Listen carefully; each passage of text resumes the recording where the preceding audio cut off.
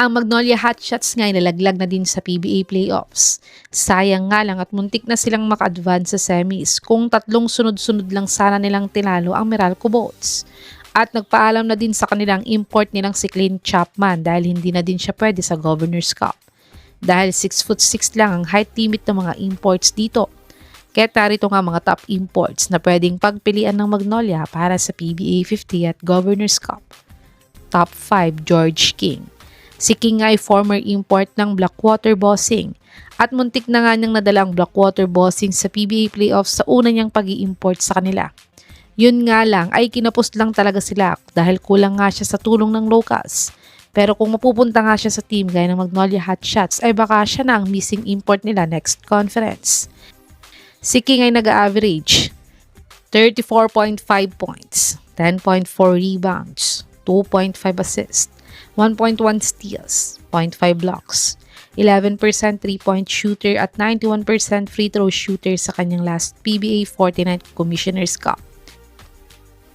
Panoorin natin ang isa sa mga best game highlights ni King para sa Blackwater kung gaano nga ba ito kagaling na import.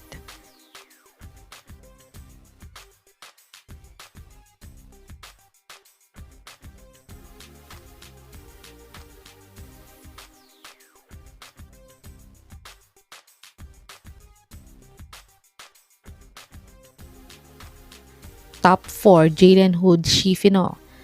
Si Schifino nga ay na-draft sa Los Angeles Lakers dati, pero kasama nga siya sa package player dati para makuha ng Lakers si Luka Doncic. At after niya ngang matrade ay nagpalipat-lipat na siya ng team sa NBA. Pero ngayong NBA season nga ay walang kumuha sa kanyang team. Kaya siya nga isang free agent ngayon sa NBA. At kung gusto nga ng Magnolia ng batang combo guard ay pwede nga nilang subukan itong si Schifino gawing import nila. Si Schifino ay nag-average ng 7.8 points, 2 rebounds, 2.8 assists, 0.5 blocks, 30% 3-point shooter at 84% free throw shooter sa kanyang last 2024-2025 NBA season averages. Panoorin natin ang mga best game highlights sa basketball career ni JHS kung gaano siya kagaling na player.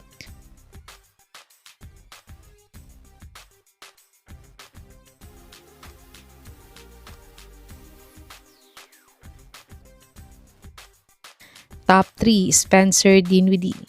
Si Dinwiddie nga isang journeyman sa NBA ngayon dahil palipat-lipat nga siya ng team every season sa NBA.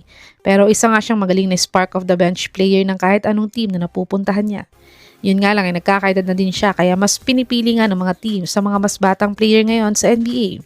Kaya't ngayon nga isa na din siyang free agent sa NBA. At kung gusto nga na Magnolia na kumuha ng veteran player galing sa NBA ay pwedeng-pwede nga itong si Dinwiddie. Si Dinwiddie ay nag-average ng 11 points, 2.6 rebounds, 4.4 assists, 0.9 steals, 33% 3-point shooter at 80% free throw shooter sa kanyang last 2024-2025 NBA season. Panoorin natin ang isa sa mga best game highlights sa basketball career ni Dinwiddie kung gaano siya kagaling na player.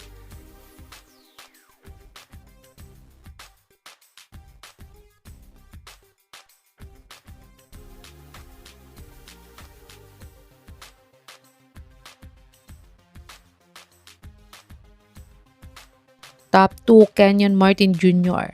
Si Kenyon Martin nga ay anak ng NBA legend sa NBA na si Kenyon Martin Sr. Yun nga lang ay mas matangkad ang tatay niya dahil 6'9" ito. At si KJ Martin Jr. nga ay 6'6" lang ang height nito bilang combo forward sa NBA. Siya nga ay undersized para sa power forward position sa NBA. Kaya ito lang pumick up na team sa kanya ngayon. Pero halos parehas naman sila ng tatay niya ng laruan na isang hustle player. Pero kung susubukan niya nga mag-import sa PBA ay baka maging super import siya dito. At isa na nga itong Magnolia Hotshots sa mga pwedeng pumick up sa kanya bilang import nila sa Governor's Cup. Si Martin Jr. ay nag-average ng 6.4 points, 2.9 rebounds, 1.1 assist, 0.5 blocks, 25% 3-point shooter, at 78% free throw shooter sa kanyang last 2024-2025 NBA season.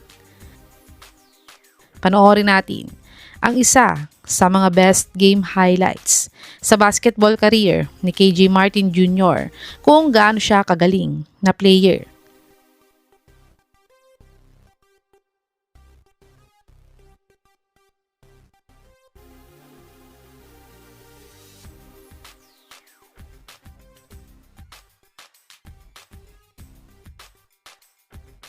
Top 1, Kenneth Lofton Jr. Si Lofton nga ay isang undersized big man sa NBA. Kaya't kahit magaling at masipag na player itong si Lofton Jr. ay maaga nga siyang natanggal sa NBA. Dahil undersized na nga siya sa height at overweight pa siya sa weight niya. Pero nang maglaro nga siya sa CBA China, ay biglang ang gumanda ang pangangatawan niya. Kahit kung naghahanap ang Magnolia ng 6'6" na big man na import, ay itong si Lofton Jr. nga ang dapat kunin nila sa Governor's Cup.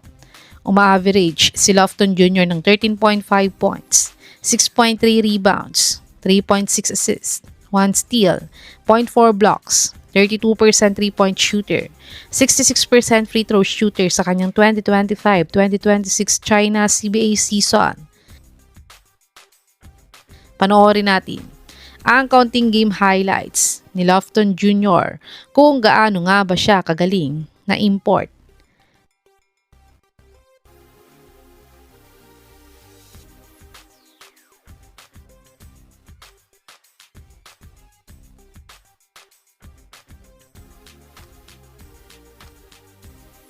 Ito ang mga top imports na maaaring pagpilian ng Magnolia Hot Shots para sa PBA 50 at Governor's Cup.